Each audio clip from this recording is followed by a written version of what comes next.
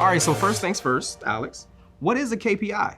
It is a key performance indicator. So if you're a business owner, you probably know how important it is to track your performance, and we're going to show you which tool to use and how to do that. Well, knowing that money is very important to a small Always. business owner, and if you're right in the beginning of your business, you don't want to spend a whole lot of money on some new expensive software. So, an oldie but goodie, Excel is a great tool to use to track those. It's a classic. So we're going to actually talk to you a little bit more about how to use Excel and maybe give you some examples of some KPIs you can track. So before we dive in, the first thing you have to do is decide which KPIs you want to track. Which ones are most important to your business and actually translate into success for you. And that does make sense. Just to help you out, to give you some ideas, we're going to talk about a couple KPIs that you could possibly track. One KPI you could track, your social media following. You can have an Excel spreadsheet with a column of all the social media platforms that you're on, and then have 12 columns, one for every month of the year, and just put in how many followers you have that month. This is also a really great way to see which type of content is working or which platforms are working best, so that way you can focus on that content because it's really engaging and doing well with your customer base. Exactly. And the reason why we bring up followers, honestly, if people are following you, that means that you're interesting, or people are interested in you, and if you're relevant. So follower count on your social media platforms. So still, again, social media, tracking your engagement on there, post engagement, right?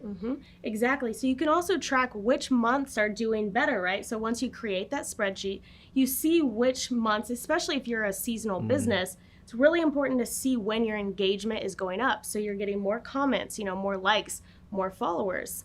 And then it's really important to know when you say seasonal, think of businesses that rely on college students. During the summer months, you may not have that many college students there in your vicinity. So if you're tracking this over a year, remember, thinking about long term, you can look this time next year, you'll know, oh, in the summer, it's going to be a little light. Exactly. The springtime, maybe a quarter, 3 months prior, I can do some things to jumpstart my social media. So it's good to have that historical data so you can plan accordingly. The next metric that you can track is keeping record of your email subscriber list and how many people are signing up for your emails, because these are people who are choosing to do business with you. They want to hear from you.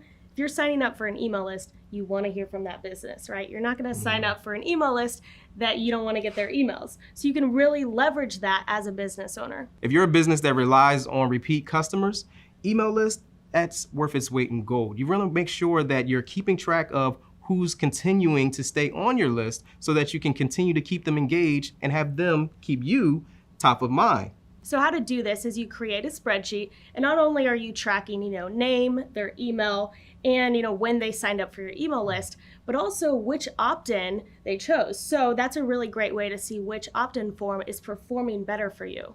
And if you would like to have more information on that, we actually did a video on that. Just click over here.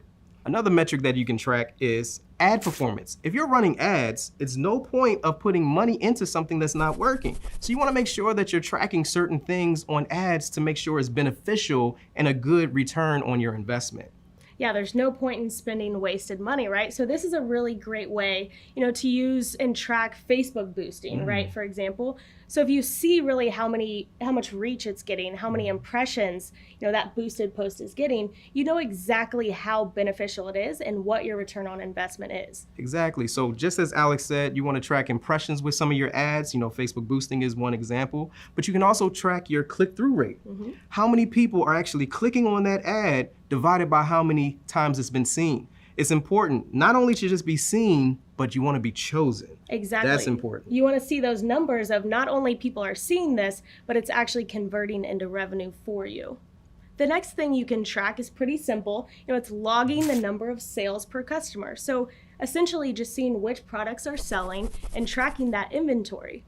And it's important to know which one of your products is your best seller. So you know how many of those you want in regards to the others. In the past, I've bought different items from Bath & Body Works for my family members. Such a great store. Of course. Cucumber melon was one of the biggest selling ones, and I know my mom, she loved it. Oh yeah. So if you had an item like that you know is very popular, especially around certain seasons, you want to be stocked very well for it to match the demand that you're going to have for it. Exactly. So in fall, right, the pumpkin spiced everything is really important, right? So those are going to track really well. And that way you know what to order and when. Another metric you can track is your conversion rate. You want to know how many people have seen your business and then has taken a specific action, say sign up for a certain program or actually bought from you. It's good to know that you're actually having people not only interested, but as we said earlier, choosing you. Another option is to track your blog post performance.